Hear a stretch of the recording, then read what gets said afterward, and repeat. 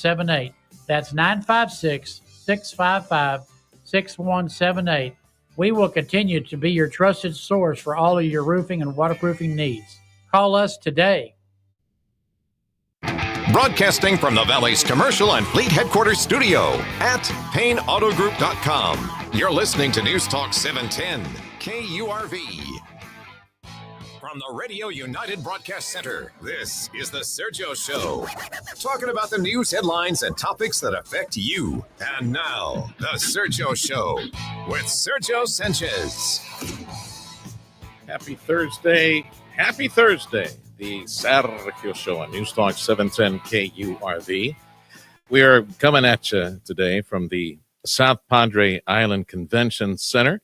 And today at 5 p.m., good folks over at TxDOT, they will be presenting two candidate sites for the next causeway, the new causeway to South Padre Island, which is pretty close to here.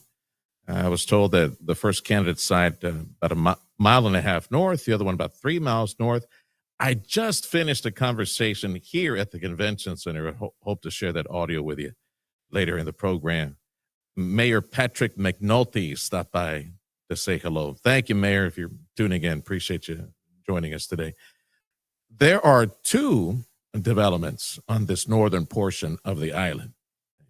We got like a neighborhood that would be closer to the proposed site that would be about 3 miles north of the convention center. Man, they just keep building houses here on the beach. There's like another neighborhood that he mentioned that there's a project that would be well north of the convention center, and you get a neighborhood coming up there, and they would benefit from that bridge, that new expanse. And the other one that's a mile and a half north is there's like this destination point, a tourist attraction that would benefit from that one. That'd be closer to that one as well. You can have your say. You can join TxDOT today, 5 p.m. Beep, beep. Pete Alvarez, or TxDOT engineer for the FAR district, should be here along with friends, other community leaders. Take a look at the proposed sites, do the QR code thing, and provide an opinion. I want to say a special thank you to a friend of the station, Jorge Torres, who should be at my seat back at 710 KURV HQ in Mission, Texas. Interlink Trade Services, this big broadcast from the island, all the mentions, and more interviews coming up with Jorge. All this made possible by Interlink Trade Services. Jorge, I appreciate your support, and for stopping by, visiting with us today. And you stick around because I've got to get, yes, the conversation with Mayor Patrick McNulty.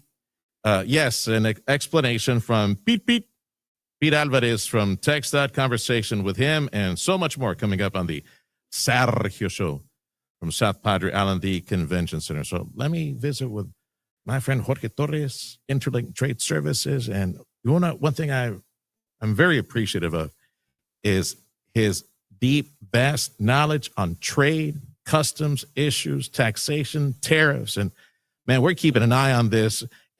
This event taking place and Jorge joining us, just perfect timing as the High Court had a chance to review the issue of, and I'll tell you this, Jorge, I see some of these justices fixated on tariffs, fixated as describing it as a revenue generation that the president does not have power to exercise, versus the White House argument of regulation of importation. So I got a chance to listen to half of the testimony, the conversations yesterday. Of course, the Solicitor General for the White House, General Sauer, making the arguments that on behalf of the White House, this is regulation by the president. This is importation. This is regulation of importation. Anyway, just your quick thoughts on some of the testimony and some of the snippets and audio that you heard from yesterday, Jorge. Thank you for joining us. What do you think? Yes, well, as we heard yesterday, there were two very interesting hours of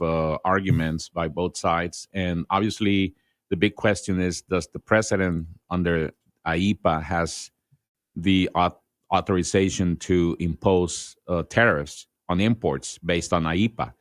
So that's taxation, like you mentioned. Tariffs are part of taxation, revenue generator for the government. So that's the whole argument here.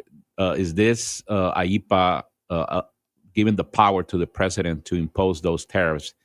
And the arguments are basically, does that fall under Congress, or if it's going to fall under the president's authority, is that giving too much power to the president? So we heard both sides of the arguments. Obviously, it's going to be interesting what's going to be happening in the next few months. Obviously, they expect a ruling by June of 2026. However, we think it's going to be before because of the implications of this. So we should be keeping an eye on this. This is very important for the country.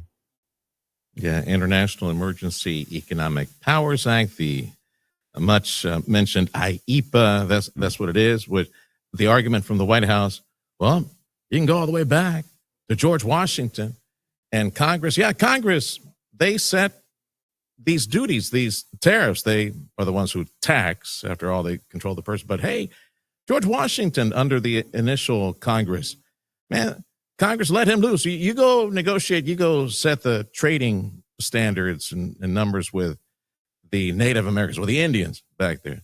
Another argument from the White House I heard was precisely what Donald Trump is doing right now, where he was using tariffs as a stick, setting importation tariff numbers, using it as leverage for negotiation.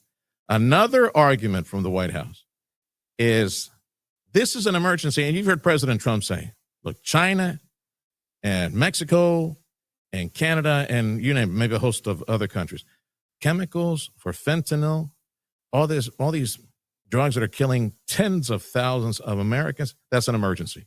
I say, if you don't do something about it, boom, I'm going to hit you, slap you with tariffs. And he did.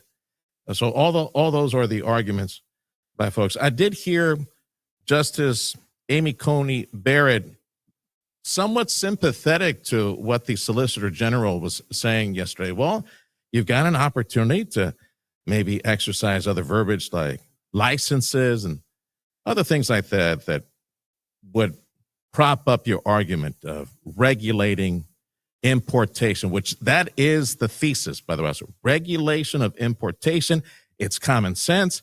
You can cut off, you can quota, but if you don't allow the common sense application of tariffs, which is not, the initial purpose is not revenue generation. That's a sidebar benefit of it. If you don't allow that, then you're not allowing truly IEPA, that I know has been changed up by Congress as well. But the common sense power of the president is by another thing I heard, by all means necessary, regulate the importation. In other words, in my mind, I was thinking penalize importation in order to get foreign powers. Again, this is outward looking, international looking, outward powers to do what is in the best interest of our nation. Your thoughts on that? Yes. Well, going back to the definition of AIPA, what is an emergency that allows for the president to impose tariffs? Obviously, there's no specific mention on the AIPA that the president has the power to assign tariffs, but based on the broad definition of emergency, like you mentioned, well, we need to stop the fentanyl, we need to stop other abuses by other countries. So because of that, it's an emergency for the country, and I'm allowed to impose tariffs. And like you mentioned, as political leverage as well, to make the country sit down with the president and negotiate trade deals and put the United States in a better position from a global perspective. But again, does AIPA allow the president to do that? And like you mentioned, the arguments, some of them was like, well, it might be fine for the president to impose tariffs, but only on certain countries, only on certain sectors, industrial sectors. So it's going to be very interesting how this is going to play out because, again, this is very controversial. And is it given the president full power under AIPA impose tariffs, to impose regulation on imports, or is the AIPA is not for that purpose. But again, the president has other executive sources to impose tariffs, such as Section 232, Section 301, Section 122. So even if there's the AIPA tariffs are struck down, we're going to see other venues that the president is going to impose this tariff. So this is not necessarily the end of the road for the president from a tariff imposition perspective, but it's going to have an impact on limiting him and go through Congress in a more formal fashion. So we'll see what's going to happen. The Sergio Show, broadcasting from South Padre Island. We're at the convention center this morning. And my friend Jorge Torres from Interlink Trade Services, who makes this big broadcast possible today. See, this is a lead up to TxDOT, and they will be presenting 2 candidate sites for the second causeway. You are invited 5 p.m. today to come and visit with TxDOT local leadership on those 2 candidate sites. I'm visiting with Jorge Torres from Interlink Trade Services. He's on the front lines of trade and looking at these regulations and tariffs and taxes and regulations on what cannot come into the country and how much it's going to cost, all those things. You've been doing that how many years now? Like 20 some odd years now, Jorge? Interlink Trade Services? I've been a licensed customs broker for 30 years, but I have been under Interlink for 20 years. I opened the company 20 years ago. In your company. So the Trump administration, in some of the testimony I heard at the High Court yesterday related to the emergency use of IEPA, this International Emergency Economic Powers Act, the imposing tariffs on foreign powers as they bring stuff to this country. One of the quick mentions was the trade imbalance that can be seen or is seen by the White House as painful, deleterious to American industry. There is an imbalance. It is unfair the way it is.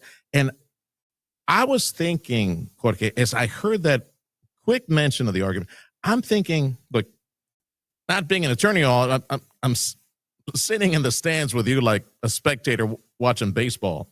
But I'm thinking I think that's one of the strongest arguments. Foreign countries penalize American industry. They tariff, tax, penalize us to the hilt. I mean, you can't even see the handle of that sword that goes right through us. Not Vietnam, for example, which has been remedied. Vietnam charged American industry 90% tariffs to go sell to the nowadays well-to-do Vietnamese who are producing all sorts of consumer products for the American market, yet they only had like a 10% import tariffs. The tariffs are there already. The president is adjusting them up or down to the benefit of the nation because of, pain on American industry, losses to American industry, loss of markets to American industry. I'm thinking that's probably one of the strongest arguments that you could make. So we don't get to regulate, or the president doesn't get to regulate the importation, the economically painful importation of all these goods this way, and yet we get the tariff penalized to the hilt. We don't have access to those markets. It's part of what the president needs to do to make things fair for the country. What do you think? Yes, well, that's why they one of the parts of AIPA is reciprocal tariffs, which means, and the president was very blunt at the beginning, say we're being penalized by countries. The general duty rate in the United States has been on an average of 1.7%. And other countries, U.S. goods are imported into other countries have a much higher tariff rate. So he wants to reciprocate that. So, for example, if in Europe, in the European Union, something has a 10% tariff, in the United States, it has a 1.7. Well, he wants to impose that 10% tariffs. So we're going to be in an equal level. You're imposing 10%, I'll impose 10%, and so on certain commodities. So he's trying to put the United States in a better position to offset that trade imbalance. So, but again, I think in certain instances that is justified. But again, the whole thing is, can he do that under AIPA? And that's the whole thing. Because yes, we've been the United States products, imported into other countries, regardless of your political affiliation or ideology. It is a fact that they're being tariffed at a higher rate than the United States levies tariffs into importing into the United States. So the president trying to put a better position for the United States under AIPA, well, that's something that needs to be evaluated, like it's happening right now, and that's we'll see what happens. But from what you heard in the conversations yesterday, did you come away with a sense of where this might be going? I know we heard a lot of audio at the beginning, especially the beginning from the leftist justices. But again, Amy Coney Barrett seemed to be sympathetic. Alito, I think, was ambivalent. So what was your impression from some of the conversation at the high court yesterday? Well, it is hard to read. Obviously, it's a conservative court. There are several outcomes that can happen. Obviously, they will strike them down, and there's going to be potential refunds of the tariffs, or they might allow some of them to certain countries, certain commodities, or they might say, no, the president has full power to impose that. The implications of those three possibilities are huge, because one of them, the first one, if they disallow this, the refund process is going to be pretty complicated because companies are going to expect exporters to say, well, I want my money back. And I'm a customs broker. We're monitoring the import transactions that pay those tariffs. And I have customers saying, well, when am I going to get my money back? It's like, well, hold on. First of all, the Supreme Court has to rule, and then the government and customs has to provide us the mechanisms on how these tariffs are going to be refunded. So that's going to be a complicated process, which, there's other discussions on this matter, because even though we have the tariffs already in place, as you can see, the stock market and inflation and all that, somehow they have not reflected the tariffs as some people expected. So there's certain calm out there. So if this is struck down, the refund process might create a shakeout on the financial side as well, because obviously what's going to happen, people getting money back and the banking industry and all that. So that's going to be interesting as well to see how it's going to play out. But there's a lot of things that can happen here, I hope it doesn't lead to, if the high court slaps them down and takes away that stay. I do not hope. I pray that it doesn't become like a domino effect on the trade deal side. Whereas, you know what, we don't need to do this anymore. We'll go back to the old numbers. Jorge, let me go back to studio and pay some bills. I appreciate your support. Again, joining us on the show to flesh this out and taking us to school on what the reality that you live in, which is import and export. Jorge Torres with Interlink Trade Services, again, making this broadcast possible. 710 KURV, the Sergio Show from South Padre Island. Let me go back, pay some bills real quick. When we come back, I want to address that issue, maybe the potential domino effect. You see maybe some countries backing out of what has been announced already, even Stephen, or a fair trade deal. UK, EU, I mentioned Philippines, Vietnam, other countries that have already made that. And how quickly do your clients adjust? How quickly do they adjust to an edict from the president? Okay, I'm going to slap Mexico, Canada with this other tariff. Like, what happens? I mean, what numbers do you input into the software in order to calculate the tariff tax penalty on that? This is the Sergio Show on Newstalk 710 KURV Special Edition from South Padre Island at the Convention Center. The site of today's 5 p.m. workshop with TxDOT. I hope that you can stop by 5 p.m. and take a look at the two candidate sites for the new causeway to South Padre Island. Thank you for joining us on Newstalk 710 KURV this hour, the Sergio Show, made possible by Chamberlain Roofing and Waterproofing. Andrew Monaco here, voice of your fighting Texas Aggies. Coming up right after Sergio.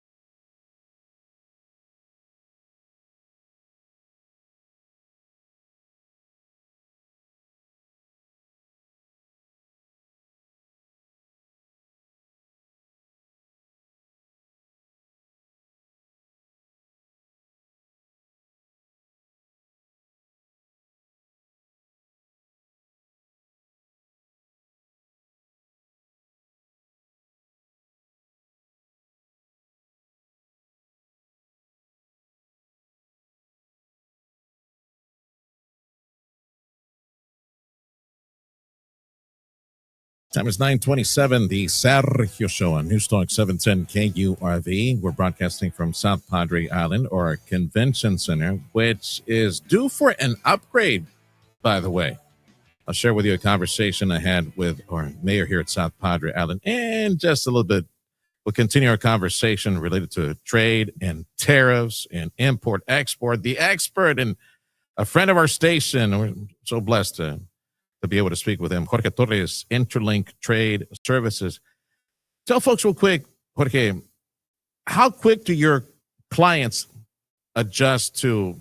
I know it seemed to be helter skelter there at the beginning. Every other day there was an announcement for another tariff and this tariff, and you don't help on drugs, another tariff, and you don't help with importation, another tariff. Okay, it seems like the dust has settled a bit now on that. But at the beginning, oh my goodness, it was like, I wouldn't be surprised. A lot of people were dizzy trying to import into this country from Mexico. So explain to us, how quickly do you adjust, or do they adjust when a new penalty, a new tariff is announced by the president? Well, it all started in February of this year. Obviously, the first announcement on IEEPA, on the reciprocal tariffs, the fentanyl tariffs in February. And then March, that was put on hold until April. And then March, we had the steel aluminum tariffs under Section 232. So when that started evolving, obviously it was a shock because, like I mentioned in other interviews that we have had, the process has totally changed from what we used to have. An executive order, it's published, and then it's in effect a few days later. They don't give us time to digest, read, analyze, and implement. So the changes come real fast, and the wording and the process to implement it's very complicated because there are exemptions, there are information that we need to provide, such as the country of the steel, the aluminum, the percentages, etc. So obviously, the first few months were hectic. They're still hectic, but companies, fortunately, they have put the proper resources in place to analyze and react. They cannot be, they're starting to be proactive. Initially, they were reactive. So now companies are doing a better job and doing their due diligence to be able to adapt to these changes because they realize that this is the new norm. At least for the next 3 years, we're going to see that this is going to keep happening. So we're in close contact with our customers. I do provide a lot of consulting and advice, but we do see that companies are finally, in a position where they can quickly adapt and provide the information that's required and do the analytical side to be able to do their importations in a more efficient manner. So. Jorge Torres from Interlink Trade Services. You mentioned earlier how perhaps there might be a reaction by investors, the markets, negative reaction, if the court says, nope, no more emergency use of tariff power by President Trump. And then, of course, that raises all sorts of new questions. Like, what about the trade deals done so far? What about the reimbursements, refunding all of these tariffs that have been paid by importers? Well, the money leaves federal coffers, I suppose. That money redeposited, if that happens, redeposited to some of these importers. But as we have seen multiple reports that it's the distributors, the middlemen in transport, all these different entities, the process of getting from the factory across the border to the end consumer, everybody in the middle seems to be taking a slice of this inflation pie, where right now the doom and gloom inflation number that was supposed to be through the sky, Donald Trump is going to create all this disastrous inflation for the American consumer. The American consumer is going to swallow all these importation fees. No, inflation is right now at 3%. And I guess the market reacted positively to this. But you know what? If industry will get this money back and not have to pay the middlemen, the distributors, transport, all those in the middle, they will not have to pay or continue to swallow the importation fee, the increase in tariffs. that's good news for business, right? Wouldn't the market say, well, okay, we don't have to pay that anymore. Okay, keep investing. There goes the stock even higher. What do you think of that scenario? Well, if like you mentioned, the tariffs have not created the inflationary effect that a lot of people expected, and there are several reasons. One is obviously a lot of importers or a lot of companies imported inventories pre-tariffs, so that inventory had to be depleted before, so that didn't carry those tariffs. So that kind of had an impact on pricing not going up. And then, obviously, some of the initial negotiations to continue the sourcing of foreign products, a lot of those tariffs were absorbed by the producers, exporting countries, and the importers, and a little bit was passed to the consumer. There is a trend that some of the commodities, such as auto parts, vehicles, that those tariffs are going to be passed on to the consumers eventually. So we might see. If the tariffs still are there, we might see an uptick in inflation. How much, we don't know, but that's still to be seen, effective for the first quarter of next year. But going back, okay, so if this is struck down and the tariffs are to be refunded, well, the importers pay the tariffs, regardless who absorbs that to some degree. But as far as the revenue, paying the payment of the tariffs, it's by the importer in the United States. Well, if they're going to be refunded, well, how are you going to refund? Because if you invoice that to your customer, or if you took a credit from your vendor on that, well, they're going to say, well, I want my money back. You're getting it back, so I want it back. So the effect, the financial effect of how this is going to trickle down is going to be very complicated. So it's one of those things that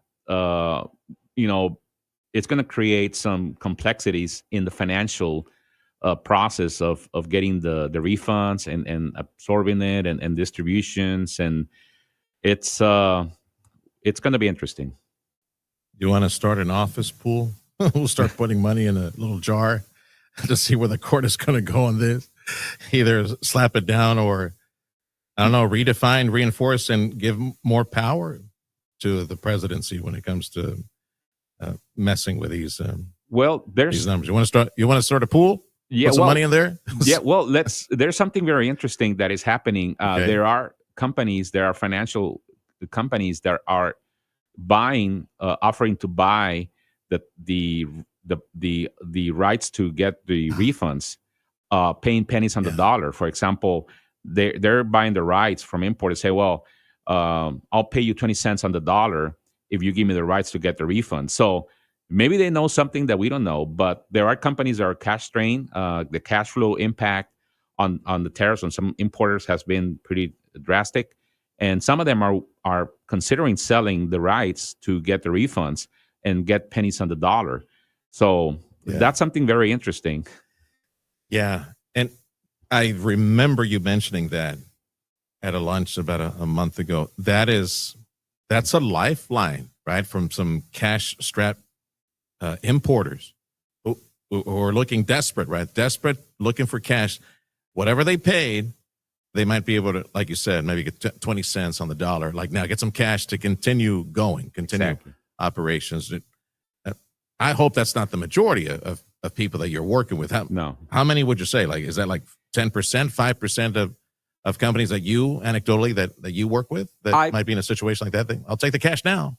I have two customers that are considering that seriously. So obviously, one of them obviously fell, went under bankruptcy, and the impact, the reason, one of the main reasons they went under bankruptcy was because of the tariffs. So that's one of the companies that was contemplating that. The other one was just inquiring, say, well, what do you think about this, Jorge? It's like, well, I said, well, it all depends.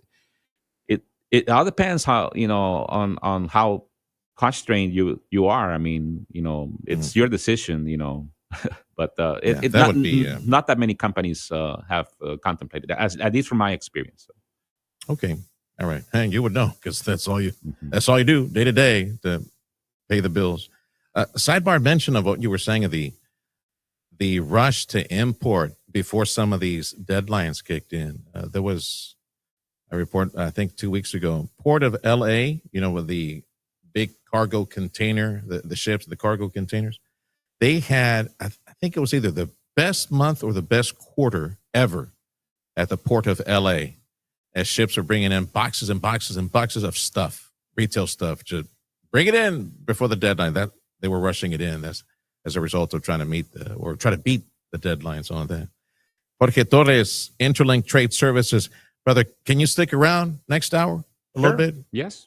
Continue the conversation. Look, I wanted to ask you on the review of USMCA, the free trade with Mexico. This is being linked to water, debt, Mexico. Mexico might be penalized as a result. Maybe all the water debt issue might be wrapped up into one big enchilada on that one. And also the drug war that was the reason why President Trump, he said, it's the reason because Mexico's helping out. They're not helping out with preventing all this stuff coming in. So I want to get your thoughts on that, your hopes and wishes and that of your clients when it comes to USMCA and where this might go under this presidency. Next time, you and I get to chat in a little bit. So thanks for sticking around, Jorge. Sure. Jorge Torres, Interlink Trade Services, the Sergio Show on Newstalk 710 KURV. Coming up at 9:40, we'll take a look at some of the headlines. I want to share with you the conversation I had with our mayor for South Padre Island, Patrick McNulty, that's coming up in mere moments. Yes, the renovation for the convention center here at South Padre Island, the potential of that. But again, the big story, the reason we're here, and again, thank you to Jorge Torres and Interlink Trade Services for providing us this big broadcast, focusing today on TxDOT and their 5 p.m. workshop. Today, 5 p.m. workshop. You are invited to come and give your opinion. Take a look at the plans for the new causeway to South Padre Island. There are 2 candidate sites, and folks at TxDOT would really like to hear from you. The Sergio Show on Newstalk 710 KURV, made possible this hour by Chamberlain Roofing and Waterproofing, ChamberlainLTD.com. We'll take a look at news up next.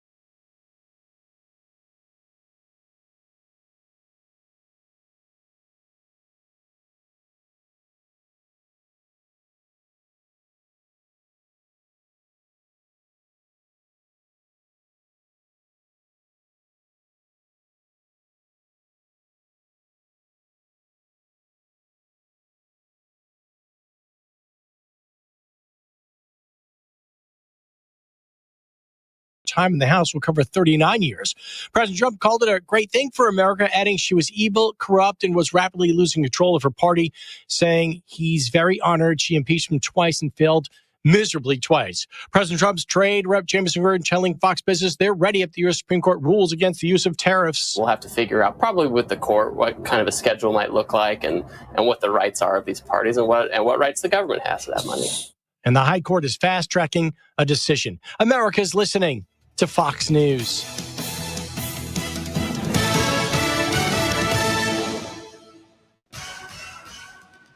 Your 710 KURV IQ weather forecast. We'll have plenty of sunshine this afternoon. Highs in the upper 80s to low 90s. Clear and mild tonight. Lows in the mid 60s. Plenty of sun. Warmer for Friday and Saturday. Highs in the low to mid 90s both days. Some sun, but a shower or two Sunday. Not as warm and breezy with highs in the upper 70s to mid 80s. Cooler still Monday with the clouds yielding the sun. The high near 70. I'm AccuWeather meteorologist Jason Caterina on the Valley's official weather station, 710 KURV.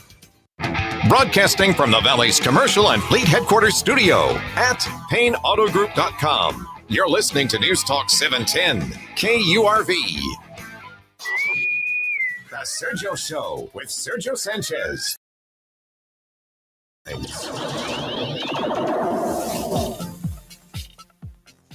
Proposition 13, which was the proposition to increase the state's homestead exemption for, the rent that you pay the government, property taxes. Yeah, homestead exemption from $100K to $140,000. If you voted yes, you get it. If you voted no, you still get it. But hey, at the end of the year, you can still write a check to the government. If you love the government so much, write them a big fat check, a donation to help you out because you think they're doing awesome. Texas state troopers now have more power to help enforce federal immigration law. 2 new agreements with ICE let Texas DPS officers question, arrest, and process suspected undocumented immigrants under federal authority. The move expands Texas's role in border enforcement and gives troopers new powers typically reserved for federal agents. Critics warn it could lead to profiling, while supporters say it strengthens border security. That is Kristen Yates with that report. This is the Sergio Show on News Talk 710 KURV special edition from the Convention Center, South Padre Island. We're here as a lead-in to the big event here at the Convention Center at South Padre today, 5 p.m. TxDOT presenting the 2 candidate sites for the next causeway, the new causeway, somewhere in the future, about 10 years or so. So come and say your opinion, take a look at the plans. Again, 5 p.m. today at the South Padre Island Convention Center. Our mom accomplished so much in her life. She was a great mother. So many.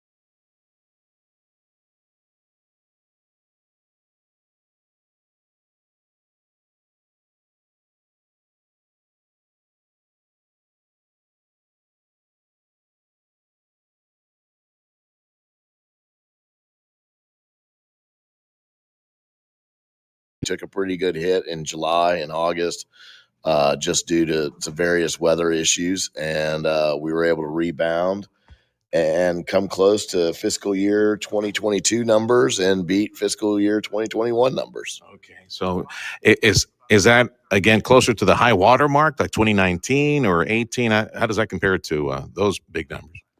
The highest year was fiscal year 2022, and we were approximately about $80,000 off of that collection. So maybe 2%, 3%, somewhere in that neighborhood. So the growth from year to year is what percentage wise? Did you get a chance to tabulate that? What, 5% growth?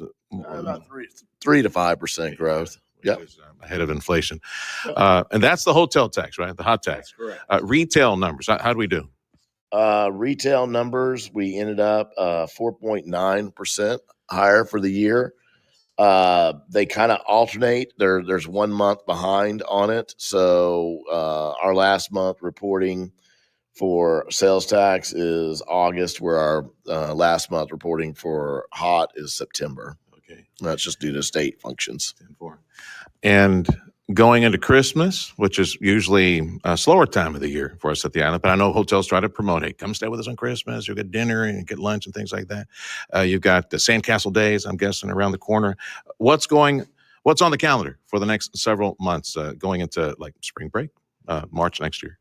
Well, Sandcastle Days actually just passed, and so it was a great turnout. We're thankful for everybody who came out to South Padre Island, especially our locals and the Valley, because we know that they're our lifeblood here, and we appreciate everybody from the Valley coming down to South Padre Island. We missed you, sir. Are they still on the beach? Man, I can stop on them, have fun. They might be still on the beach. You might be able to catch something at lunch. I don't know. But for Christmas, obviously Thanksgiving is becoming a really good travel area for South Padre Island. A lot of people prefer to go somewhere else versus having to cook and do everything at home.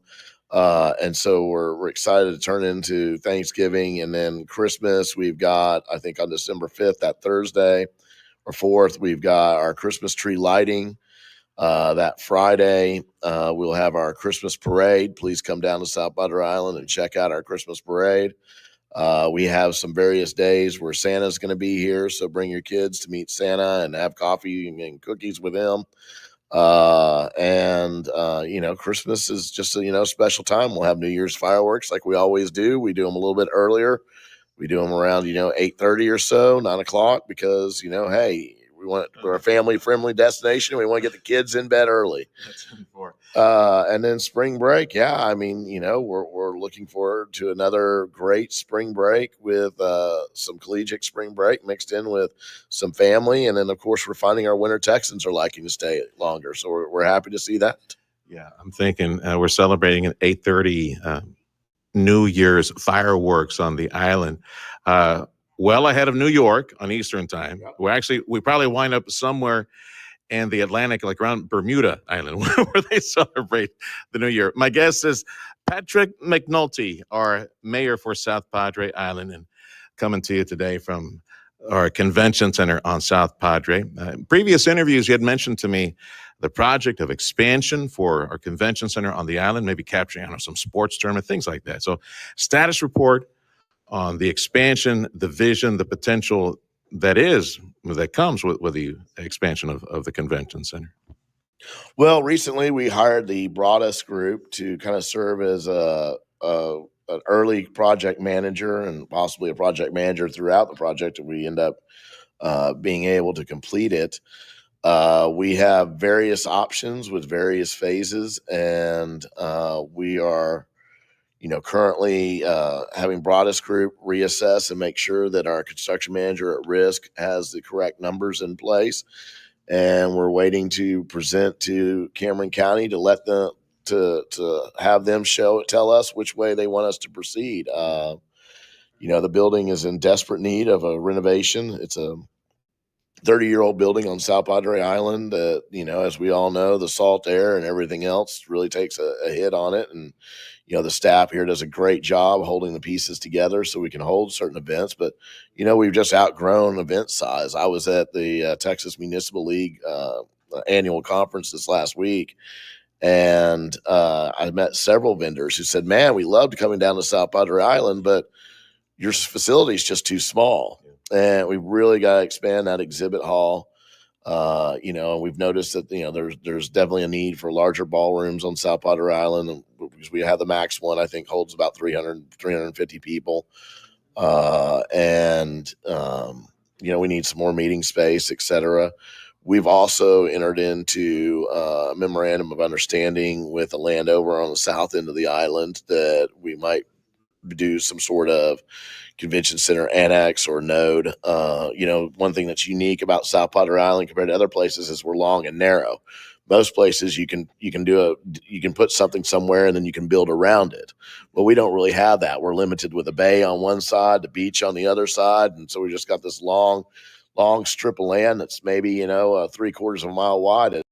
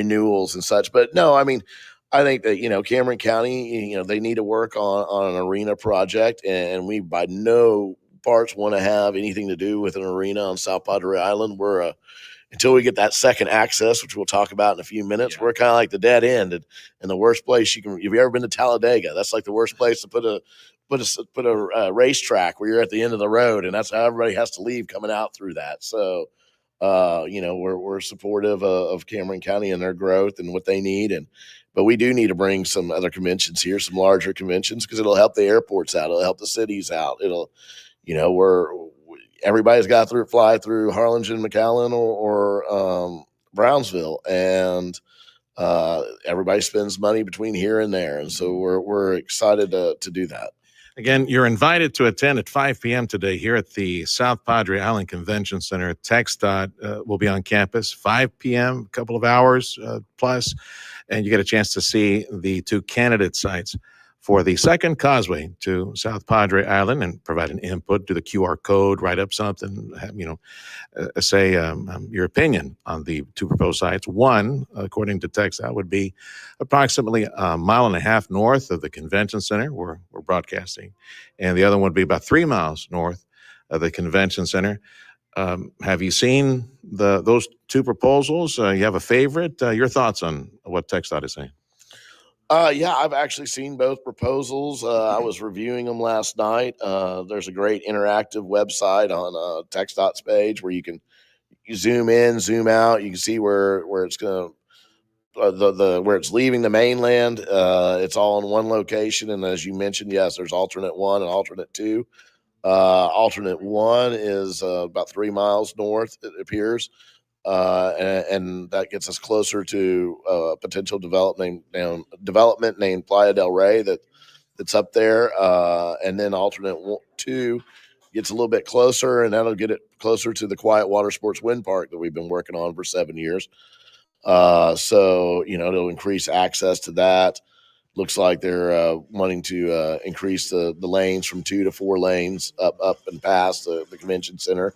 So, I mean, up past where the new access would go, second access. And so we're excited. And of course, we need the second access just from health and safety purposes. And we're excited that TxDOT is moving the project forward with the help of the governor and everybody else involved. And I think that we'll just be happy with either location. Well, Lord willing, young pups like us, we might be around to see it. They say maybe 10 years, 12 years, it might be up and running. I've been told that construction looks like maybe 2028. And so, maybe you'll see it by 2025 or 35, 32, something like that. So let's all be hopeful that we're all around by then. Thank you for stopping by, Mayor. It's good to see you, sir. Mayor Patrick McNulty, South Padre Island.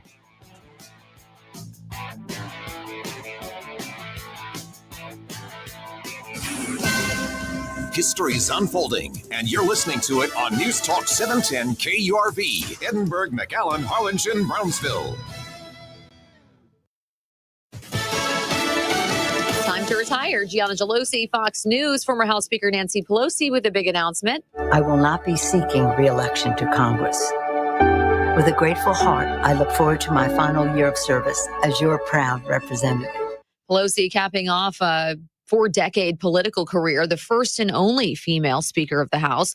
President Trump reacted, though, calling her evil, corrupt, and highly overrated. America's travel nightmare about to get a whole lot worse. To say like that you have bought a flight and then it's being canceled because of the circumstances, like of things that are going on, it is disheartening. That woman at the Memphis airport. Now, starting tomorrow, the government is going to reduce flight capacity at dozens of major airports. Fox's Chanley Painter. The move comes as air traffic controllers have been working unpaid due to the government shutdown. Officials saying the reduction could cut thousands of flights per day. In an effort to deviate the pressure, the Transportation Secretary and FAA administrator defending their 10% flight reduction. The move is expected to affect 40 major airports across the country, like Atlanta's Hartsfield-Jackson, Boston-Logan, Chicago O'Hare, and all 3 New York City area airports. The flight reductions are expected to start phasing in and then increase in the coming days. And the flight reductions come as a result of this government shutdown, now in day 37. The longest government shutdown in history drags on. The other side. You represent I can't hear you because we have someone who doesn't respect the rights of their colleagues. You have an obligation. Democratic Congresswoman Chrissy Houlihan interrupted Speaker Johnson's daily press conference, arguing he should make an effort to meet with Democratic leadership. Bipartisan talks are currently taking place among rank-and-file senators on a plan to end the shutdown. President Trump is encouraging Republicans to end the Senate filibuster to reopen the government, but Majority Leader John Thune says the votes aren't there to make that happen. On Capitol Hill, Ryan Schmelz, Fox News. America's listening to Fox News. This month, Pure Talk is supporting Canines for Warriors, a terrific organization that trains rescue dogs and then pairs them up with combat vets struggling with PTSD. This is why I switched to Pure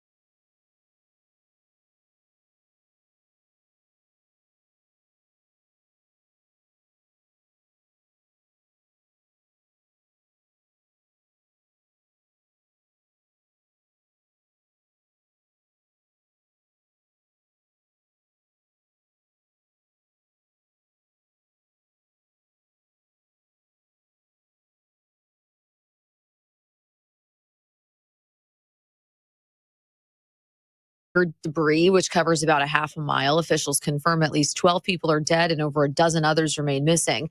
And executives with Zepbound maker Eli Lilly and Ozempic maker Novo Nordisk are set to speak at the White House this morning, announcing price cuts of their weight loss drugs.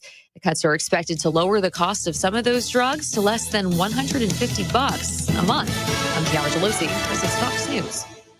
Protect your liver and give it the support it deserves with Active Liver from New Nordic. Find Active Liver in stores at your local CVS, Meijer Grocery, or online at Amazon or at newnordicusa.com.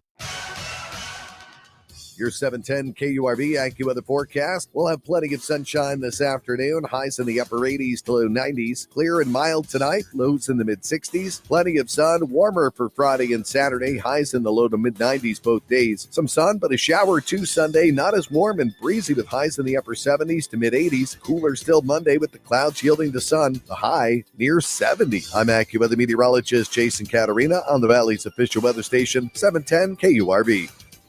If you're 65 years or older, or will soon turn 65, look to a Medicare plan that cares back. From Blue Cross and Blue Shield of Texas. Get the right plan now for all your big plans ahead. Go to bcbstx.com/Medicare. Over 90 years here in Texas. You have a partner committed to you, providing the peace of mind you deserve and the comfort of always having someone to trust. You've been waiting for retirement. That means a trusted Medicare plan from Blue Cross and Blue Shield of Texas is here waiting for you, ready to provide security for your journeys ahead.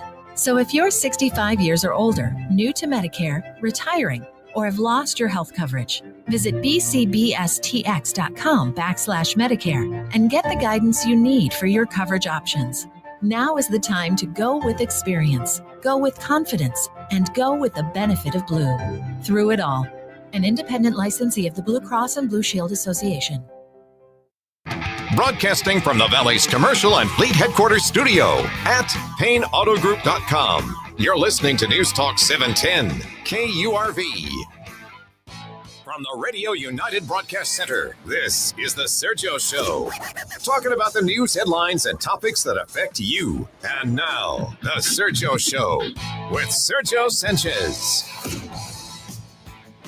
Hour 2 of the Sergio Show on News Talk 710 KURV. And this hour is made possible by Lone Star National Bank. Big thank you as well to South Texas Buick GMC. This entire broadcast today, and I'm so grateful for Jorge Torres from Interlink Trade Services. I'll bring him back to the program here in just a little bit. You guys in trade, you guys in the import business, my goodness, there's an additional workload that all these tariff changes create for the custom brokers, and Jorge needs to mention that here in a little bit. And also, look, if you import, now more than ever, man, you need to keep your broker like really, really close. Like have him over for dinner every night, take him on the family vacation, go on that cruise, just keep him real close because, man, you never know when that phone call's coming in. I think they're moving the goalpost again. And so that conversation coming up with Jorge Torres, who's making this entire broadcast at the South Padre Island Convention Center possible,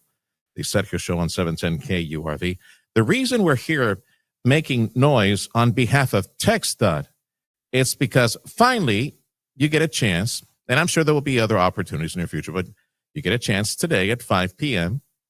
to visit the South Padre Island Convention Center and provide an opinion. Take a look at the couple of candidate sites, the new causeway to the island, which will be obviously in the northern portion of the city, either a mile and a half or 3 miles north of the convention center. They say it's going to be an 8-mile bridge, 8-mile expanse. Impressive. We might see it. Lord willing, we stick around the next decade or so, we might see it, and, you know, we're still here if Jesus says we get to be here. So, again, I got a conversation coming up with Pete Alvarez in mere seconds, so stick around. I do want to mention a program note for KURV. Tomorrow, it's another morning, wake up at 2:30 in the morning and start reading and listening and preparing content for the program. Tomorrow morning, Lord willing, we'll be right back here at South Padre Island. And let me make sure I get the the proper verbiage for this. I'll say we are blessed to be part of a special broadcast tomorrow.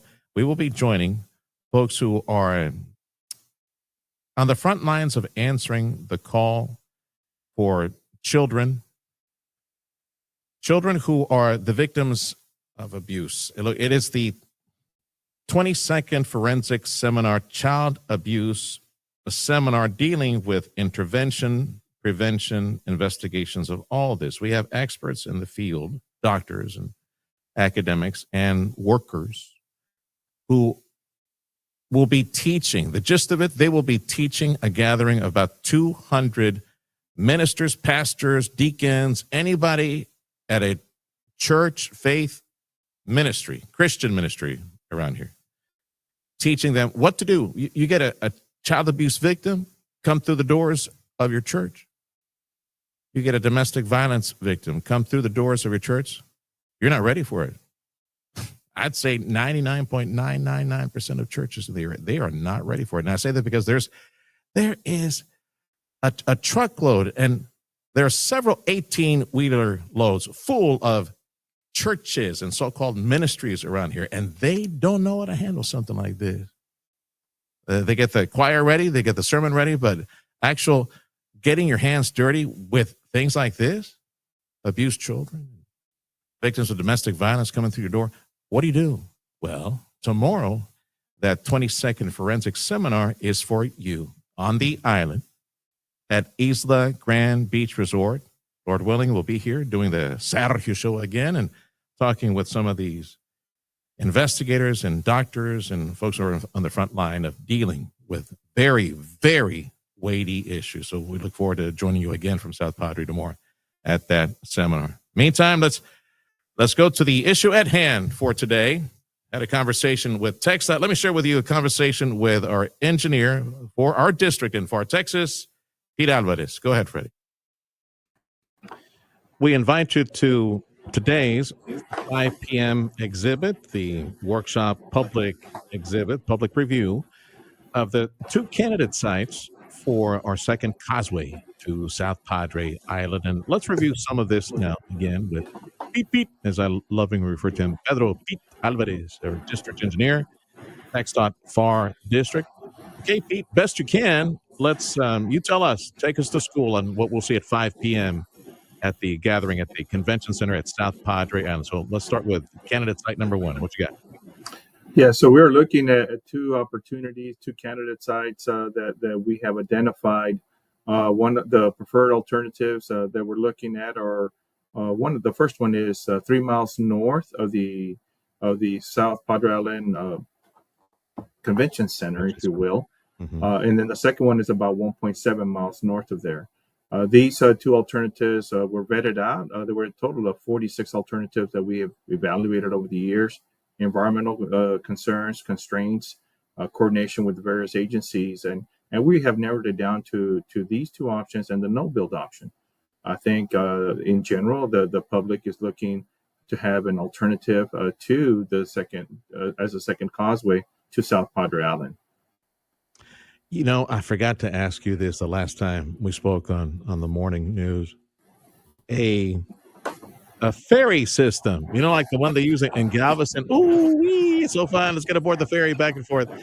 Was that part of the conversation on how to connect the island to the mainland again, or did that not come up? That was part of the conversation initially. And when you start looking at the initial cost, obviously it's less of a cost to do that, but the long-term cost, the maintenance and operations of a ferry system get very, very expensive. Yeah. And we have to track that out. You can get like a private company to do that, right? Make the money. Well, yes. Right now we have ferry systems in the Corpus Christi district, and then also in the Houston district, in the Galveston area, right? Yeah. And so we looked at that, and quite frankly, this option to have a second causeway is a more reasonable and feasible option for us. Yeah. No, once the waters get all choppy and the weather's all messy, yeah, you definitely can't leave the island with a ferry system like that.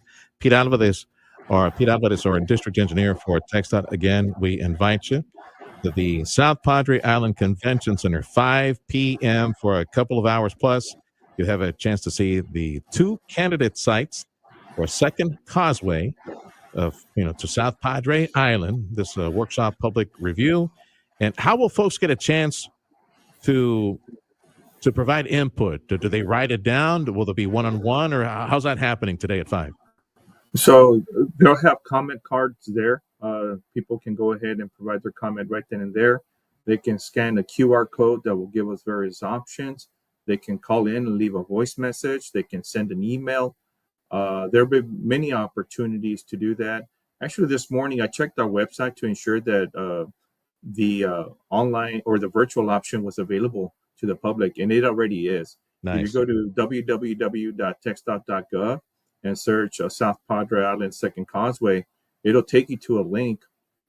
Presentation is there, and it also provides you the various forms to provide comment up until November the 21st. And so we look forward to hearing the public comments that come in. We will review and evaluate every comment that comes in. That is our responsibility. That's environmental justice, if you will, to ensure that we address any and all comments that are submitted to us. Now, there may be differences of opinion and what have you, so we'll have to evaluate all these comments and determine the next course of action.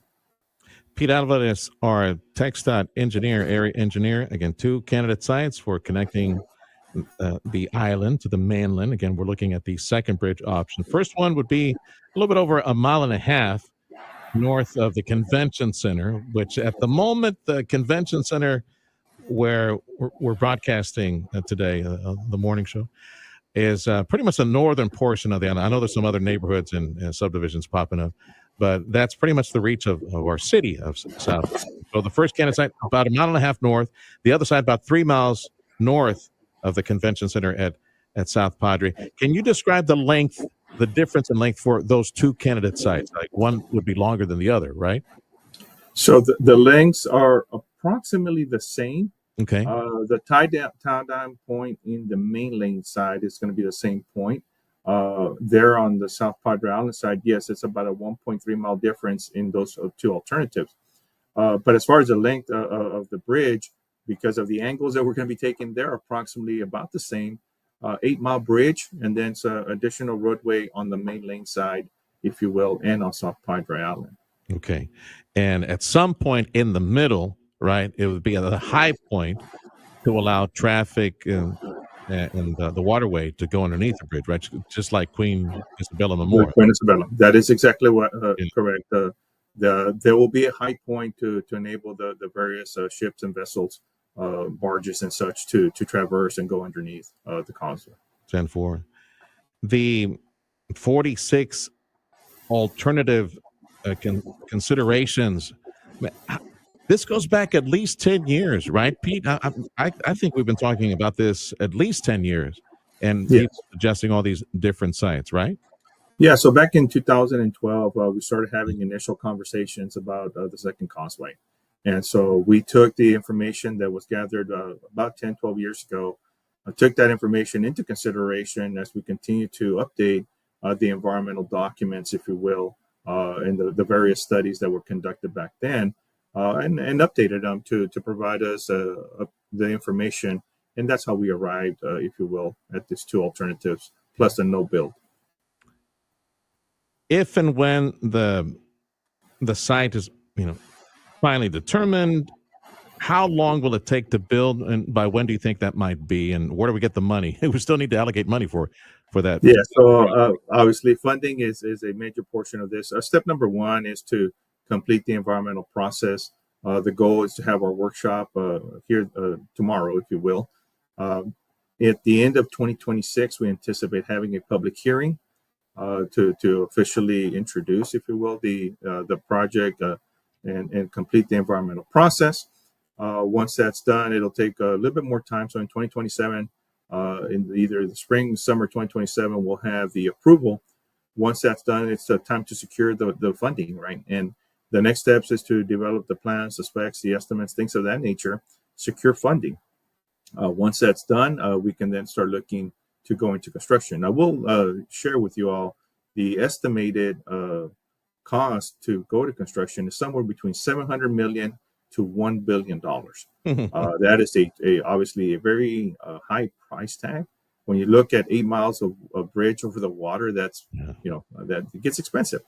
And so what we intend to do is once we have the environmental document, we'll look at opportunities to fund the project.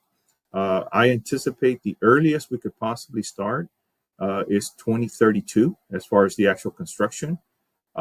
If all the ducks align, if you will, it may be as early as 2030. But I think a realistic time frame to start the construction would be in 2032. And then we anticipate 5 to 6 years to actually build the bridge. Yeah. I'm sorry, Pete. So we're looking at what, 15 years maybe before we actually see the span? 2037, if everything goes well, maybe 2035. And so about 10 years from now, we should be in a good place. Pete Alvarez, our district engineer for the FAR office, Texas Department of Transportation. Again, you are invited today, and of course this conversation recorded, that's why Pete would say today, since we're broadcasting this today, join us at 5 p.m.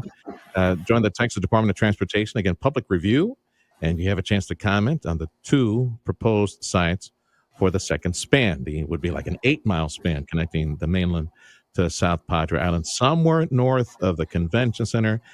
Show up today, 5 p.m., 5 to 7:30-ish. Afterwards, go get some dinner nearby, some of these nice restaurants here at South Padre Island.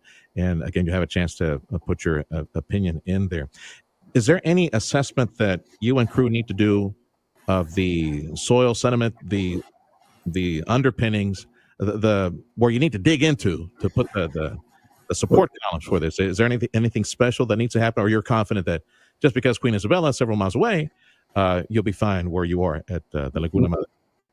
Yes, we are confident that we'll have suitable soils, but regardless, we will do geotechnical testing, take core samples of the soils there in the proposed locations, just to confirm what we believe is good soil to be able to put this bridge in. $1 billion project, Pete. Híjole, that's quite a mountain to overcome.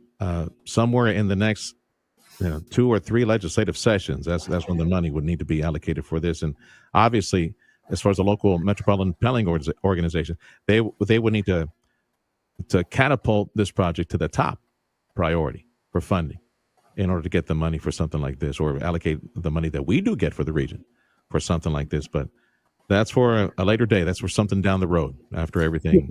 At the end of the day, we're going to look at all the funding alternatives that are going to become available to us, whether it's through legislative action, through the MPO, through TxDOT funding, state funding, federal funding. We're going to look at any and all avenues to fund this project in the long term. Make it a toll bridge. No. Well, that's not in. This is a non-toll project. Yeah. Okay. For sure. It'll be non-toll. All right. Anything else you want folks to know about the gathering today? 5 p.m. South Padre Island Convention Center. TxDOT providing for public review the 2 candidate sites for the bridge, the second bridge to South Padre Island. Anything else you want folks to know? Yeah, we welcome all the comments and look forward to hearing from the public as a whole. We believe that this is a very good project that will benefit the region. It's intended to improve safety, mobility, connectivity, emergency evacuations if needed. And I think that it is imperative that we hear from the public to be able to make an educated decision as to what is the best option. I had a couple more questions for you, if you get the time. Okay. Would this 8-mile span be as wide as Queen Isabella, like 4 lanes, 2 on each side, or will it be 6 lanes? 3 on each side? We're proposing to do 2 lanes in each direction, plus shoulders. And so, it would be approximately the same width as the Queen Isabella Causeway. And I don't know if this is for the county or for the city, but the actual Padre Boulevard, the strip, is there any talk about fattening that up as a result of the extra traffic coming in from the north into the city? Or have you heard anything related to that? Yeah. I mean, it's really crowded, Yeah, so PR 100, Park Road 100 is actually a state roadway. We would work with the city of South Padre Island, or the town of South Padre Island, I should say. The city limits eventually are going to be extended further north. Right now, it's in the county area where we're proposing to land the bridge. And so we would be working with both and determine what is the best alternative. one thing to keep in mind, because of the proposed location of the second causeway, there will be additional development to the north part of the island. Yeah. And so that's going to provide economic development opportunities. I'm sure that restaurants, hotels, and things of that nature will be up there. So the traffic is going to adjust accordingly. Right now, we have 2 lanes in each direction there at PR 100. As far as expanding PR 100, there has been no talk at this time. But if you build it, they will come, is the old saying. So we'll see, and we will work with our partners, the city and the county, to address those concerns in the future. Yes, sir. Would be nice to see year-round traffic at the island for other commercial projects and restaurants and things like that. I don't know. Maybe I'm way ahead of myself. Maybe we could get like a Buc-ee's right off. As soon as you get off the bridge, right? All right, definitely that would generate traffic all the time. Be a fun trip. Pete, I need to ask you real quick, since this came up on the program. Highway 4, the connection to Boca Chica, Brownsville to Boca Chica, and I would call it like an emergency. You need to fatten up that road because we have so much in materials and engines and steel and thousands of people working for SpaceX at Starbase in Boca Chica. Update, what's being done to fatten up, widen that road and strengthen it for the workforce that is at Starbase? What's going on? So currently we have a rehabilitation project that is ongoing. Rehabilitation meaning we're rehabilitating the road to the existing condition. So we'll have 2 lanes, 1 in each direction, plus the shoulders. But there's a project that has been identified to add additional lanes, add additional capacity. And we are working very closely with SpaceX and their consultants to develop that project. The ultimate configuration, we anticipate having 4 lanes, 2 lanes in each direction, plus shoulders that will obviously provide additional capacity for that roadway. The current project, the rehabilitation project, is anticipated to be completed in 2026. And then the added capacity project, adding the lanes, would then start in 2027.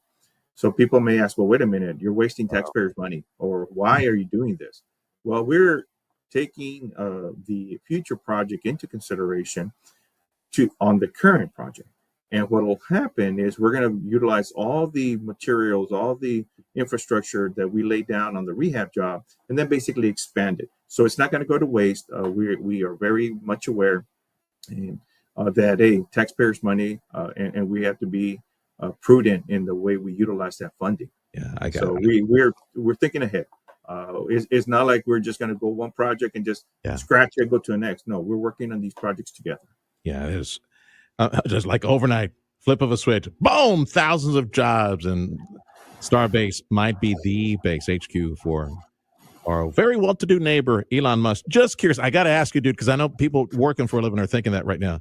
Anybody knock over at his nice little home, the little humble house that he has there at Starbase? Hey, neighbor, how about you pay us to fatten up the highway? We can name it after your mom, like call it May Musk Highway, something like that. Have anybody thinking maybe suggesting that to Elon? How'd you like to buy the highway? 15 miles. So this is a state roadway, State Highway 4, and we have identified the funding for this project, or these 2 projects, and we're going to continue to work towards that goal. All right. What the future holds, I cannot predict. Yeah. Dude, you should run for office, man. That is like a standard, clean, political response. That's a good one. Yeah. I'm not an elected official, but I play politics every day, my friend. Attaboy. Yeah, you do, man. You're dealing with them every day. Pete, as always, thank you for being a phone call away. And in this case, with all the online postings that we do, being just a video call away. Pete Alvarez, our district engineer for TxDOT. Be well. And again, folks, 5 p.m. today, 5 p.m. Thursday today, South Padre Island Convention Center. Come on over. A couple of hours. Provide an input. Provide your opinions on the 2 candidate sites for the second causeway to South Padre. Be well, Pete. We'll see you soon. Yes, sir. Thank you for the opportunity. Thanks. The Sergio Show on News Talk 710 KURV, and we are at the Convention Center at South Padre. Appreciate you joining us, not only on the radio, but also online. Producer Freddie, man, I don't know how Freddie does it. I love him. That's why I say he's the best radio producer. It's not media producer in all of Texas. It's still out there. Like 40 plates he's spinning right now. He's got us on 710 KURV, YouTube, 710 KURV, X Live, Facebook Live, all that. This is the Sergio Show on News Talk 710 KURV special edition. Again, 5 p.m. today. Hope you can stop by the Convention Center at South Padre and accompany TxDOT and give your opinion on those 2 candidate sites for the Second Causeway. This hour of the program is made possible by Lone Star National Bank and South Texas Buick GMC. We'll take a look at headlines next. The Black Friday sales event is all month long at South Texas Buick GMC. Drive home your Buick Encore GX for just $129 a month, or get behind the wheel of a GMC Sierra Pro for only $159 a month. GMC, we are professional grade, space, technology, and style. Visit SouthTexasGMC.com or call us at 956-661-5000. Take the Sherry Road exit between McAllen and Mission. South Texas Buick GMC. Not the biggest, just the best.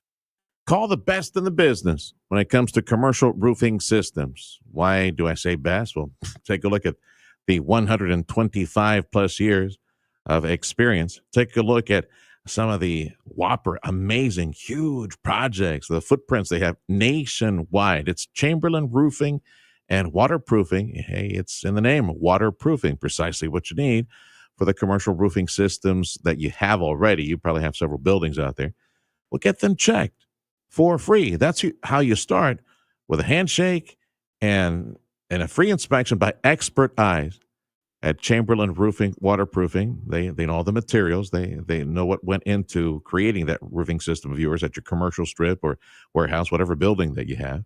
They know the type of workmanship required for a long-lasting roof, the type of follow-up, the type of upkeep maintenance that is required. That's Chamberlain Roofing Waterproofing. Get expert eyes at your property. Free report, expert inspection of your commercial roofing system. And if you're about to build something, you definitely need the expertise of Chamberlain Roofing Waterproofing with cutting-edge roof installation and repair technology and maintenance technology, advanced waterproofing solutions. Make the call or text the following number, 956-655-6178, Chamberlain Roofing and Waterproofing. Sponsored by Progressive Insurance. Take the next step forward in your career with great benefits and an award-winning workplace. Apply at careers.progressive.com. Whatever you're facing, whatever you're struggling with, the 988 Suicide and Crisis Lifeline can help. Trained counselors are available 24/7 to provide confidential support at no cost to you. If you or someone you know is having a mental health crisis, call or text 988. Or to chat, visit texas988.org. With 988, you're not alone in the Lone Star State. Digging, loading, transporting, or cleaning, Case G Series wheel loaders are built to run hard, not hot, day in and day out. With its impressive combination of features, including SCR engine technology, superior breakout force, unmatched fuel efficiency, best-in-class visibility, and state-of-the-art cab, the Case G Series is resetting the standard for overall productivity for the lowest total cost of operation. Visit ASCOEQ.com or stop by your local ASCO today. eBay has reinvented vehicle buying. From click to curb, everything's covered. Ever try to buy a car online and end up in a parking lot with a stranger and some blind trust? That era is over. Now with Secure Purchase, eBay isn't just where you find your car. It's where you buy it, start to finish. Title, financing, registration, delivery.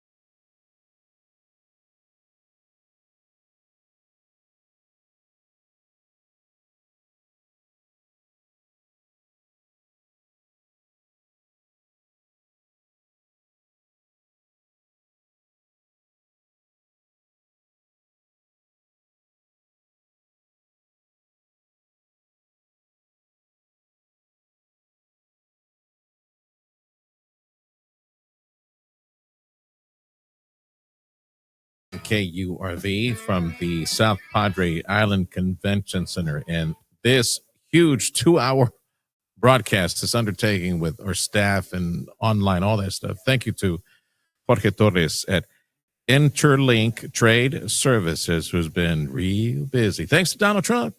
He and clients been very busy of late. So I know one thing you had mentioned to me, Jorge, is the additional workload that ensues as a result of some tariff edicts. So explain that to us real quick.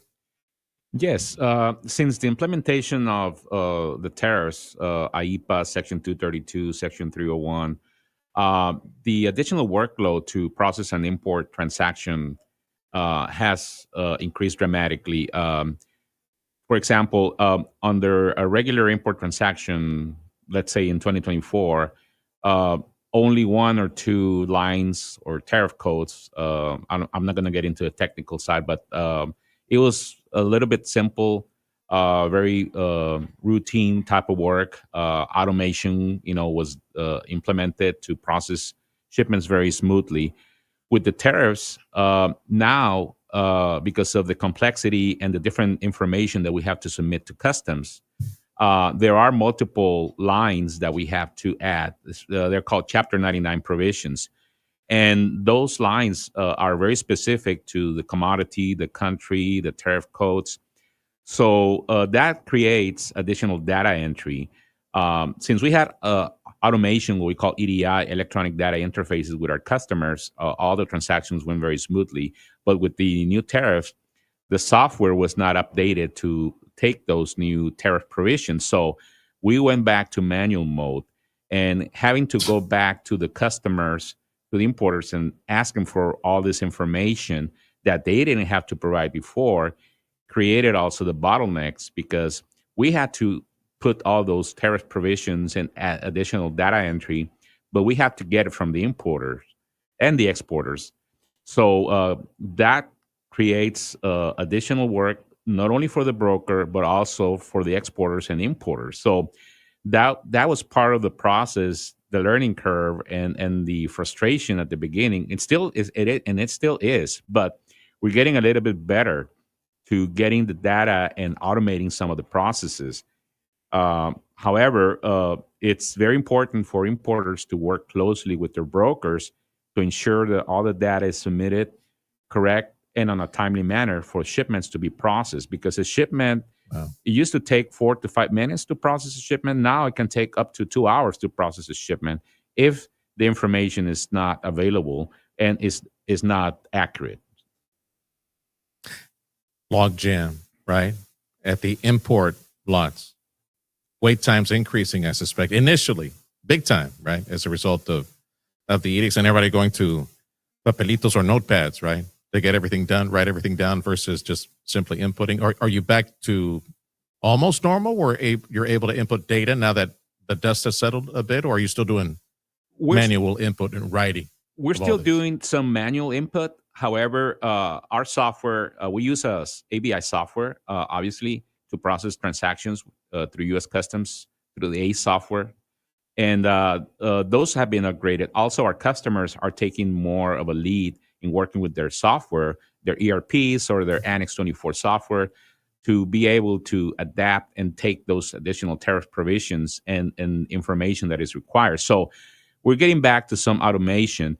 One thing that we're working on very closely is with AI, artificial intelligence. We just engaged into an agreement with the AI software development company, Reform, from San Francisco.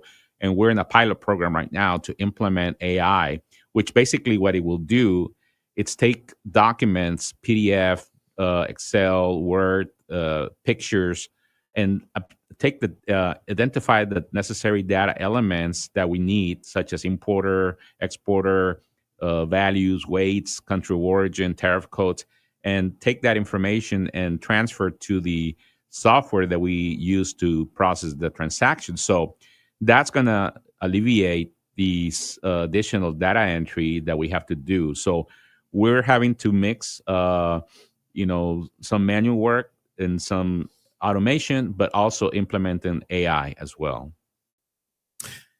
Jorge Torres, Interlink Trade Services. Now more than ever, if you're importing, you really need to work close with a truly professional broker like our friend Jorge Torres. This is not, these tariffs, these fees, they're not like an ag expansion. There's no like random sample of only 1% or 2% of the load. Uncle Sam will get his at some point, right? Whatever comes in, if you screw up and you don't work with the right broker, at some point the bill will be due with what, penalties as well? Yes, compliance is very important now more than ever because of the complexity of inputting all this information for the proper assessment of tariffs. The government knows that there are errors being made or misinterpretation of the tariff provisions. So they're increasing reviews and audits of import transactions. That's a fact that we have seen it. We have seen a major increase in customs reviewing transactions and trying to validate that the information that's submitted is accurate. So if you don't submit accurate information and you have an error, customs is going to come back and assess the importer not only with the additional tariffs that might be owed, but potential penalties because of the lack of compliance. So like you mentioned, it is very important for importers to ensure that they understand the rules of the game, that they work closely with their consultants, trade experts, and their brokers to ensure that the import transactions are transmitted correctly and without errors to avoid any potential penalties or under or payment of tariffs. It crossed my mind, Jorge. Jorge Torres from Interlink Trade Services, customs broker. Of the 84,000 IRS employees that they were supposed to hire, I know they were not going to hire a lot of them. But I'm wondering if they did the pivot for some of these people and threw them over into customs. Hey, go look at the numbers over there. We got to collect. Do you know if that happened, or am I just, fantasizing here of what might have happened up in D.C.? As far as staffing is concerned, from a customs perspective, I don't have that information, but we do know that from the executive, they have instructions to increase the reviews and audits from instructing customs to do that. Obviously, customs is using targeting, and they use their sophisticated systems. They have very sophisticated systems to target transactions. They're using also AI very heavily. They told us before that they're going to implement AI, and so they have the technology right now to monitor transactions and to raise red flags and pick those transactions that they feel they're irregular. So they're using, again, technology to audit those transactions. Anyone importing, you definitely need with a truly professional, experienced broker. That's Jorge Torres, Interlink Trade Services. Anything else you want to mention before I let you go? And again, thank you for your support today for this big broadcast from the island. Jorge. Yes, well, it will be interesting going back to the IEPA tariffs. I mean, we're going to be waiting to see what's going to happen. Obviously, it's expected that a ruling will be on June 2026. We expect it sooner. Really? We also have the USMCA revision, which is more of a renegotiation. There are a lot of things at stake. I do feel that the USMCA will continue to some degree or another. Mexico and Canada are strategic partners to the U.S. So eventually, because of Mexico geographic location, closeness to the U.S., I think it will be strategic for future growth with nearshoring and reshoring. So I think overall in our region, we're going to see in the next couple of years, even with all this uncertainty, our region is going to be poised for economic growth. Continue to thrive. Okay, again, thank you. We'll leave a more expanded conversation on USMCA and trade for the next conversation. Sure. Thank you so much for joining us, Jorge. Thank you. Jorge Torres, Interlink Trade Services, the Sergio Show on News Talk 710 KURV. Thank you to our supporters this second hour. Thank you much to South Texas Buick GMC and Lone Star National Bank.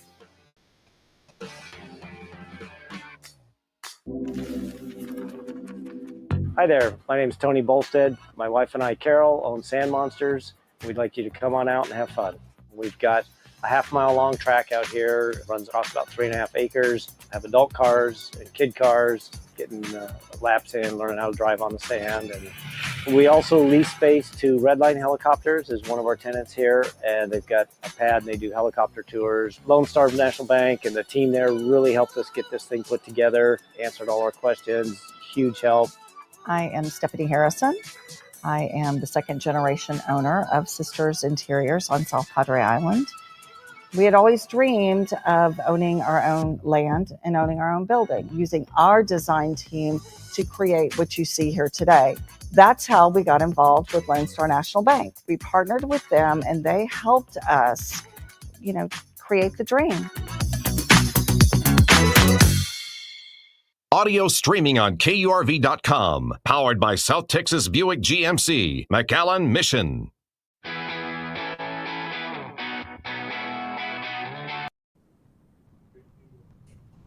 Thank you for joining us on News Talk 710 KURV. And again, we wish to invite you on behalf of the Department of Transportation and Pete Alvarez. They're doing this exhibit, for public review, the two potential locations for the connection from the mainland to South Padre Island, the second bridge. Let me bring to the program our judge for Cameron County, Eddie Trevino. Judge, thank you for setting aside a few minutes to talk with us today. So my understanding is from conversations with TxDOT is the two candidate sites for this bridge, they whittled down like 40 some odd candidate sites over several years. So they've settled on an area north of the convention center, about a mile and a half or so. And then another one is like 3 miles north of the convention center. I want to get your thoughts. I'm sure you've seen these plans evolve through the years. So your initial thoughts on these two candidate sites, Judge. Well, they each have their pros and cons. More importantly, Sergio, I'm a macro kind of guy, so I let the engineers and those people, along with the environmentalists who have concerns, to voice their opinions, pro or against. My goal since day one has been to move this project forward, and I'm proud of the fact that we're going to be able to do that. The fact that we're having these public hearings for this input to show these two options to the public and get their input. A social media post recently that said that that was advising of these hearings that we were having. And many of the comments were, they've been talking about this for forever. This isn't going to happen. And I'm here to tell you and the public that this is going to happen. Yes. And we've never had, we're not this close. And the reason we're this close is because the state has accepted this project onto their system. So you meet and talk to Pete Alvarez quite frequently. We're moving this along. I know it's a priority also for the governor. And it's a priority for us in Cameron County and South Padre Island. So I'm curious to see the input, both for and against, at both options, and then we'll go from there and rely on the experts. 10-4. Again, the meeting Thursday, and again that's for tonight, Thursday at 5 p.m. at the South Padre Island Convention Center. This conversation with the judge obviously recorded, so I'm running this ahead and inviting you to the South Padre Island Convention Center, 5 p.m. Thursday tonight. For a couple of hours, stop by, take a look at the renderings, the proposals, and you'll have QR codes and other things that you can write notes or text some notes as well. Our Cameron County Judge Eddie Trevino joining us on the special edition of our program. Again, we'll be broadcasting from the South Padre Island Convention Center, inviting you to join us for this TxDOT presentation of the two candidate sites. It's good to hear that it is a priority for our present governor, who will likely not be our governor. I mean, unless, well, you just never know politically, but we're not going to see this bridge till about 2037 completion, which means by 2030, the money needs to be set aside and pay for the bills to buy this stuff and build this thing over a 5-year period. Politically speaking, that's an attorney. It's a long time down the road, but it's good to hear that it has the priority, because at the local metropolitan planning organization, they will need to bring that up to priority status to be the top project, the $1 billion likely that will take place, that will be necessary for this project to finally see a reality. Other you mentioned naysayers, Judge. There are naysayers said, you'll never get SpaceX. You'll never get liquefied natural gas at the port. They will never launch. Okay, you got SpaceX, but they'll never launch a rocket into space. Well, yeah, things are different now, and the valley's probably going to look very, very different in about 10 years or so. What do you think Brownsville, with all these people moving to the area, with SpaceX and LNG, and the thousands of jobs being created at the port of Brownsville and the island, what do you think it's going to look like in about 10 years, Judge? Well, Sergio, I go back to my memories as a kid growing up in Brownsville and driving to the island. And I remember at night the port being lit up. I mean, just lights everywhere. We had probably one of, if not the largest shrimping fleet in the country. You had Marathon Laterno and Union Carbide and these huge industrial giants at the time. And for the longest time, I haven't seen those lights on again. As the construction has been going on with regards to next decade, it brings back these memories, but it shows that it's actually happening. You know, when you see that shovel in the dirt and you see the building going up, whatever it may be, you realize that you're making progress, and it's not just potential. I used to always say potential is great, but actual progress is much, much better. And the fact that, if you believe long enough and you push long enough and you have the right people in the right places at the right time, you're able to get things done. Politics aside, and I tried to make that a mantra. I've tried to make that a priority. Once an election's over, we're supposed to roll up our sleeves and get to work, regardless of one's political affiliation. And you should be willing to work with anyone, and they should be willing to work with you if you're about getting stuff done. So the next 5, I look back, I've been in office now 9 years. I remember going to SpaceX, and all they had was a little mobile home. That was it. We walked in, and it was the old shag carpeting, and there were about 3 or 4 very young engineers who were doing work, and I had a conversation with them, and from that to where it is now, I can only imagine where we'll be in another 5 or 10 years, production wise, SpaceX headquarter wise, related aerospace industries, and then of course we flip to the LNG and the industrial impact. Those are good, but we need to keep working to make sure that we bring in other investments and other companies. And I know that there's a few that are looking at us, and having everybody on the same page is much, much better to attract those industries. And making it regional is even better. Yes, sir. Cameron County Judge Eddie Trevino joining us on the special edition here. On behalf of TxDOT, they are presenting 2 candidate sites for a second causeway to the island, and we hope that you make it to the island. 5 p.m. is when they start at the convention center. Stick around a couple of hours to provide your input. And stop by some of the nice restaurants here at South Padre on your way home. You get some dinner and bless our family at South Padre. Our Judge Eddie Trevino joining us.